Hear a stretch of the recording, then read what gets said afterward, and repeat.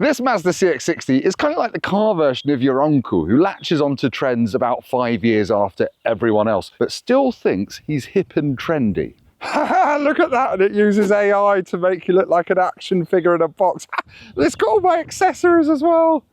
You see, about 5 years after the rest of the car world had given up on big 6-cylinder diesel engines, Mazda comes storming out the gates with a new big 6-cylinder diesel engine. See, Mazda thinks by putting a big engine in a big car, it's going to be less stressed, cleaner, and more efficient. And they're right.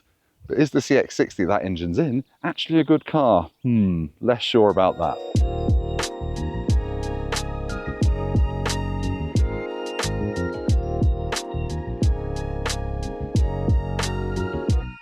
This Mazda CX-60 in mid-spec Homura trim with this 254 horsepower 3.3 litre diesel engine would have set you back £52,500 when it was new 2 years ago. Fast forward to now, and this 20,000 mile example costs £30,000. Not bad for a premium feeling Audi Q5 and BMW X3 rival. I think the CX-60 stands out against its German rivals quite well, thanks to these LED headlights, and it's slightly one of the pigs from Angry Birds face, and also this very lovely pearlescent white paintwork and these black 20-inch wheels and this little plate on the side that says inline 6 to tell the entire world you've bought something that's not very fashionable anymore but is quite cool. It says PHEV there if you buy the plug-in hybrid version, which we will talk about in this review, but it's not as good as the diesel.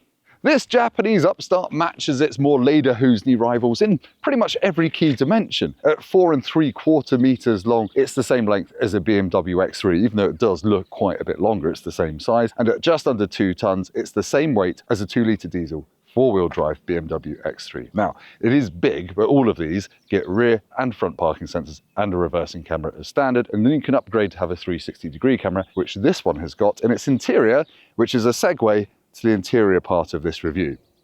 Interior, yeah, I quite like it in the CX-60. It's got a totally different vibe to its German rivals, but you get loads of kit as standard. Even you get the entry-level exclusive line version, you get the big 12-inch infotainment system, you get a head-up display, you get a digital dashboard, and heated seats as well. Now, this being a Homura adds ventilated seats, and all the models above it get those as well. It's just really nice in here. This does have £1,900 of optional convenience and comfort pack though, which adds radar cruise control, wireless phone charging, cross-traffic assist, and loads of other bits and pieces of driver assistance technology, which frankly are a little bit too bongy. But let's rewind. The infotainment system is really simple and really good. It's a touchscreen when you're not moving, but as soon as you're moving, you have to use this iDrive type controller to operate it. It's dead simple. There's not loads of menus, and the wireless CarPlay and Android Auto works really well. And the Bose sound system that you get in this Homura model upwards has got 12 speakers, and it's thumping as well. But in terms of storage, it's quite good. Got 2 cup holders there. This pops open in 2 different ways and has 2 USB-Cs in it there. The glove box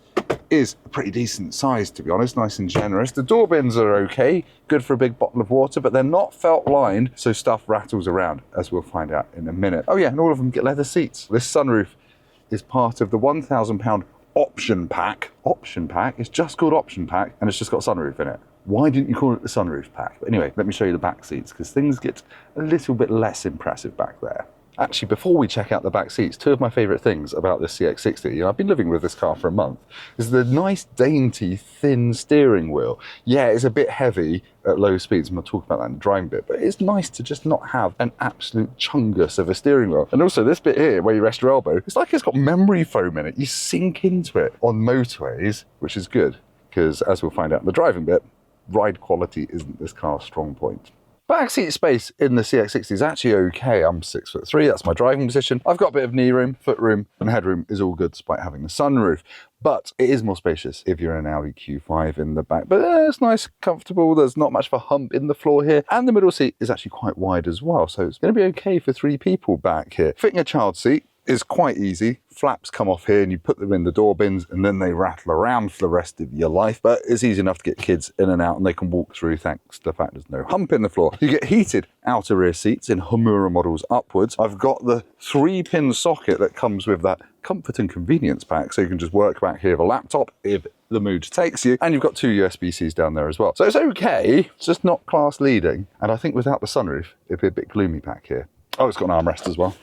Cup holders. They're actually they've got little rubber flaps on them to help grip.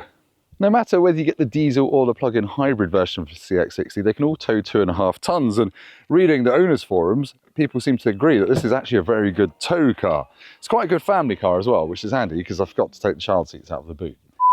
That was seamless. I found my sunglasses as well. But anyway, you get a 570 litre boot in the CX-60, again, regardless of whether you get the hybrid or the diesel. It's a big space. You've got this nice flat load lip here. You've got 12-volt socket. You've got levers for folding down the rear seats, and you've got a little netted bit at the side there. If you look under the boot floor, there's a little bit of space around the subwoofer for storing stuff as well. Yeah, it's pretty good. The only thing I would say is I found that this unclips quite easily, the parcel shelf, and then it rattles around a bit, and this car does have a few rattles, which I'll talk about in the driving bit. It's going really well. It's got too many badges on the back, I would say. CX-60, AWD, E, Skyactiv, D. It's very Japanese, that. Say big fat diesel, BFD. Right, let's go for a drive in my Mazda CX-60. It's what I'm running for a couple of months as a car from Motorpoint. And the first thing you notice when you get in this is that Mazda's tried to do a Porsche. The steering is quite heavy and almost sticky, I would say, at low speeds, and the accelerator travel is very long and gradual, and I guess that's good for fuel economy. And then the next thing you notice is that at most speeds, the ride is pretty bad, especially in the back. It's not so bad in the front, but it does crash over bumps at the back end, and Mazda is looking to rectify that for 2025 models, but it's a bit of a shame.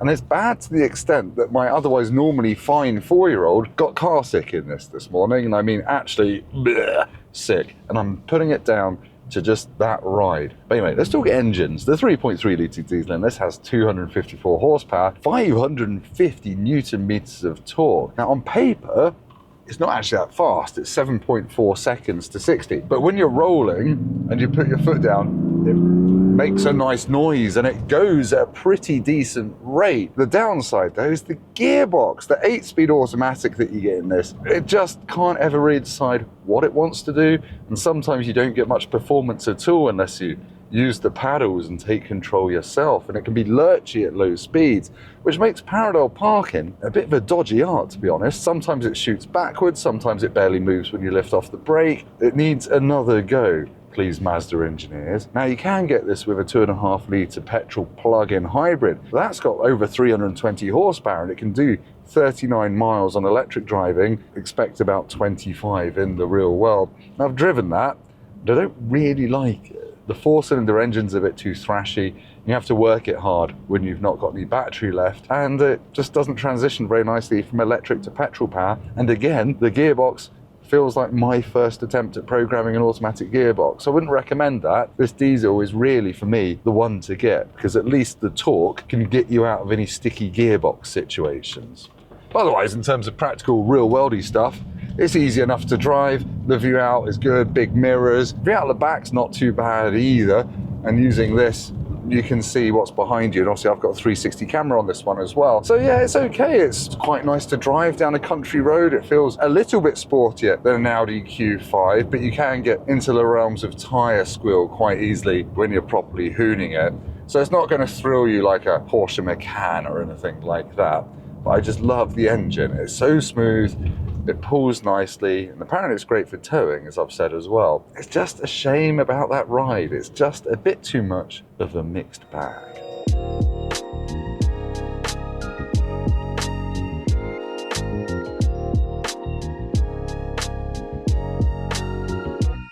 Right, I've lived with the CX-60 for a month so far. The good bits, the engine, it's smooth, it's efficient, getting 50 mpg, and it's quite strong as well. The boot is big, you've got a reasonable amount of rear seat space. I like the fact it's something a bit different, and I like the cabin ambience, and all the tech works really well. But that's kind of it for the really good bits. The downsides are, the ride is so jiggly, it does make my family feel a bit sick, and it just gets on my nerves a bit. The automatic gearbox hasn't been tuned so far as I can work out. It's just a bit dim-witted all the time, and the steering is a bit unnecessarily heavy. But other than that, It is an okay family SUV. It's just a bit of a miss, and Mazda has just updated this car for 2025 with more comfortable rear suspension, so I'll try and test that car in a few months' time and report back. But for now, this is very much a 7 out of 10 sort of car. Some good bits, but some quite annoying bits as well. Anyway, thank you for watching this video. If you've liked it, please consider hitting like. It really helps us out. Subscribe to Motorpoint YouTube channel. Go down to the comments and leave me the Japanese word for "I'm up here."